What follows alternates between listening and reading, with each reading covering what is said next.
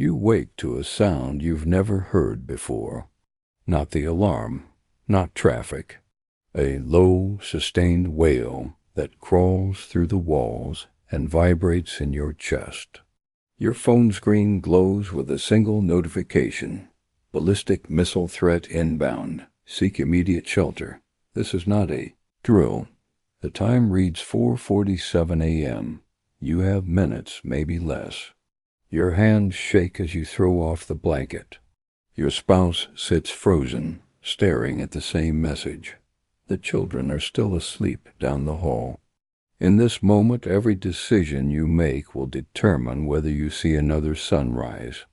This is not about bunkers or billion-dollar shelters carved into mountains. This is about the walls around you right now, the knowledge in your head, and the seconds ticking away. The world you knew ended the moment that alert arrived. The world you survive begins with what you do next. The siren continues. You force yourself to move. First rule: information kills panic. You grab the battery radio from the closet, the one you bought after that earthquake drill last year. Static crackles, then a voice, automated and emotionless. Multiple launches detected. Estimated impact in major metropolitan areas within 12 to 18 minutes. Proceed to lowest interior space. Seal all openings. Await further instruction. 12 minutes, the clock in your mind starts counting backward. You don't run to the windows. You don't check social media. You run to your children's rooms and shake them awake. Basement. Now, don't ask questions. Your voice is calm because panic spreads faster than radiation. Your spouse grabs the emergency bag you assembled 6 months ago, the one that felt paranoid at the time. Water bottles, first aid kit, canned food, flashlights, duct tape. Now it feels like prophecy. You descend the stairs into the basement. It smells like concrete and old cardboard. The washer hums in the corner. You scan the space with new eyes. The exterior wall faces the street. The interior corner, near the furnace room, sits beneath 2 floors of house. That's your target. You shove the kids into that corner and start moving furniture. The old bookshelf heavy with encyclopedias no one reads. The plastic bins filled with winter clothes. The folding table. Every object becomes a shield.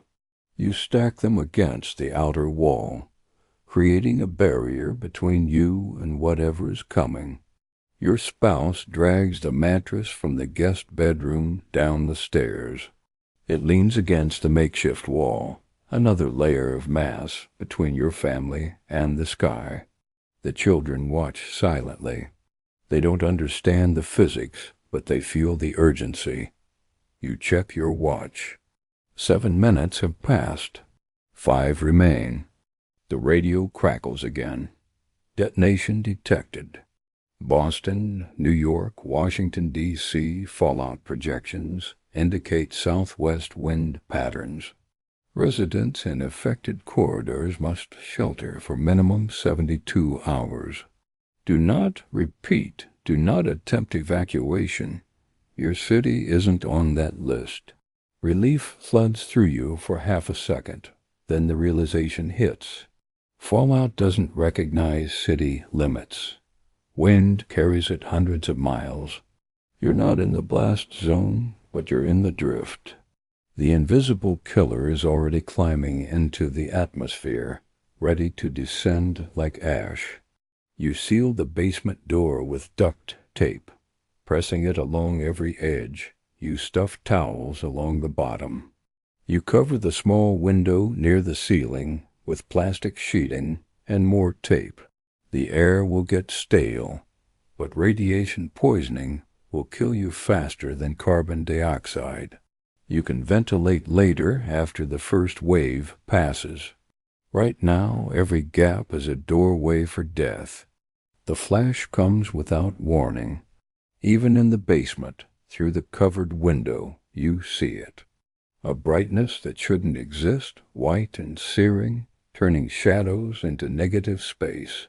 It lasts 2 seconds. Then darkness returns, but wrong. The hum of the furnace stops.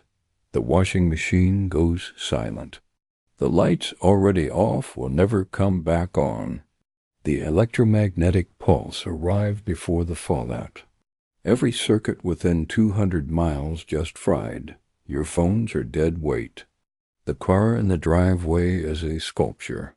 The refrigerator upstairs is a tomb for spoiling food. You click on the flashlight. It works. Analog technology survives. The battery radio still hums with static. Outside you hear nothing. No cars, no sirens. No voices, just a silence so complete it feels like the world itself stopped breathing. You gather your family in the corner. The mattress forms a roof above you. The bookshelf and bins form walls. You are inside a cocoon of ordinary objects that have become extraordinary. Your daughter asks if the house will fall down. You tell her no. You tell her the house is strong. You don't tell her that even if it weren't, leaving is not an option. The fallout is already descending. Invisible particles of irradiated soil and debris, lofted miles into the sky by the heat of the blast, now raining down across the region. Each particle emits gamma radiation, the kind that passes through skin and disrupts cells. Outside, a person would absorb a lethal dose in less than an hour. Inside, behind these walls, behind this mass, the exposure drops by 90%. The math is brutal, but simple. More material equals more life. The first hour crawls. You ration the water, taking small sips. You open a can of beans and pass it around with a single spoon. The children don't complain. They sense the gravity. Your spouse checks the radio every 10 minutes. The same message loops. Shelter in place. Do not venture outside. Fallout is heaviest in the first 24 hours. Radiation decays rapidly but remains dangerous. You explain this to your family in the simplest terms. The bad news is falling. It glows with invisible light that makes people sick. We stay here until it stops glowing. Time is our weapon. Every hour we wait, the danger outside drops. After 7 hours, it will be 1/10 as strong. After 2 days, 1/100th. Patience is survival. You think about the people who didn't make it to shelter. The ones caught in traffic trying to flee the city. The ones who stood at their windows watching the flash. The ones who didn't believe the alert, who thought it was a hoax, who scrolled through Twitter instead of moving. You think about the blast zones where entire neighborhoods turned to vapor in a fraction of a second.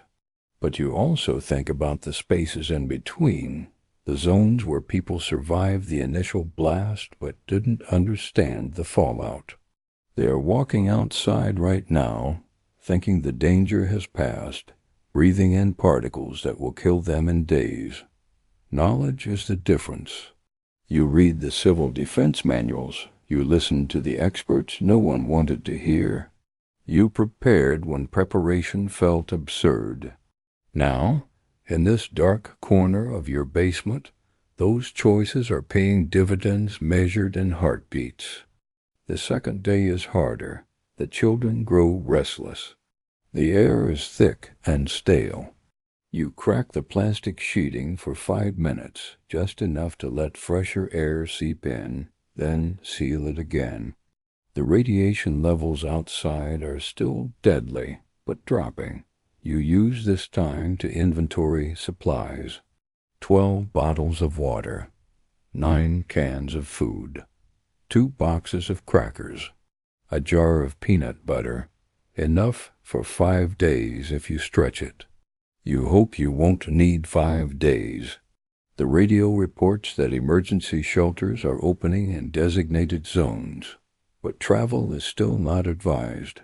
The roads are clogged with abandoned vehicles. The fallout has contaminated every surface. Decontamination stations are being established, but slowly. Infrastructure is a memory. The grid is gone. The pipes still hold water, but for how long? You fill every container you can find, knowing that once the pressure drops, the taps will run dry. Your spouse asks the question you've both been avoiding. What happens when we leave? You explain the protocol. When the radiation drops to survivable levels, you move quickly but carefully. You wear multiple layers of clothing. You cover your nose and mouth with damp cloth. You avoid touching anything outside. You move toward the designated shelter points, listening for official guidance. When you reach safety, you strip off the outer layers and seal them in bags. You wash your skin with soap and water, gently, avoiding hot water that opens pores. You rinse your hair without conditioner, which binds particles. You do not eat anything grown outside. You do not drink from streams or puddles. You trust only sealed containers, only water from protected sources. Decontamination is methodical. It is the bridge between exposure and survival. The radio crackles with new information. 72 hours have passed. Radiation levels in non-blast zones have dropped to manageable levels for short-term exposure. Evacuation corridors are opening. You gather your family and prepare to emerge. Before you remove the tape from the door, you dress everyone in layers. Hoodies over shirts, gloves on hands. Bandanas soaked in bottled water tied over faces. You step into the basement, then up the stairs. The house is dark. Sunlight filters through broken windows. Dust coats every surface. You don't touch it. You move through the kitchen, grabbing sealed food from the pantry, and head toward the front door. You pause before opening it. This is the moment of transition. Inside was safety. Outside is contaminated, but necessary. The neighborhood is unrecognizable. Trees are stripped of leaves. Cars sit motionless, their electronics fried. The street is empty. No people, no animals. Just silence and the faint smell of burning carried from miles away. You lead your family toward the evacuation route marked on the emergency map you printed months ago. The walk is 2 miles. You move steadily, not running, conserving energy. Along the way, you see others. Families like yours emerging from homes, eyes hollow but determined. Some didn't prepare. They look weaker, sicker. Radiation sickness has already begun in those who ventured out too soon. You don't stop. You can't help them now. Your priority is reaching the shelter. The decontamination station is a tent city, hastily erected by National Guard units. You join the line. Officials in hazmat suits scan each person with Geiger counters. When your turn comes, the reading is low. The walls worked. You're directed to a decontamination shower, a cold rinse under tarps. You strip off the outer clothes and hand them to a worker who seals them in a yellow bag. The water is freezing, but it washes away the invisible poison. You dress in the clean clothes provided, second-hand but uncontaminated. Your family is processed the same way. When you reunite on the other side, you are alive. You are among the fortunate. Inside the shelter, cots line the floor. Families cluster together. Volunteers distribute meals, simple but hot. You eat slowly, your stomach unused to warmth. The children fall asleep almost immediately, exhausted by the ordeal. You and your spouse sit in silence, processing what just happened. Around you, people talk in low voices, stories of loss, entire families that didn't make it, friends who lived in the blast zones. The scope of the catastrophe is too large to comprehend. Millions are gone. Cities are ruins. The government is operating from bunkers, trying to coordinate relief, but the systems are shattered. The old world, the one with electricity and grocery stores and gasoline, is gone. The new world is rationed food, communal shelters, and the slow work of rebuilding. You think about the bunker myth, the idea that only the wealthy could survive. You survived in a basement with books and mattresses. You survived because you understood the physics of radiation. You survived because you acted instead of freezing. You survived because you prepared when it seemed paranoid. Bunkers are better, yes. Deeper, more fortified, stocked for years. But most people will never have access to them. And most people, you now understand, don't need them. They need knowledge. They need to know that walls reduce radiation. That time is an ally. That the first 72 hours are the crucible and patience is the shield. They need to know that survival is not about wealth.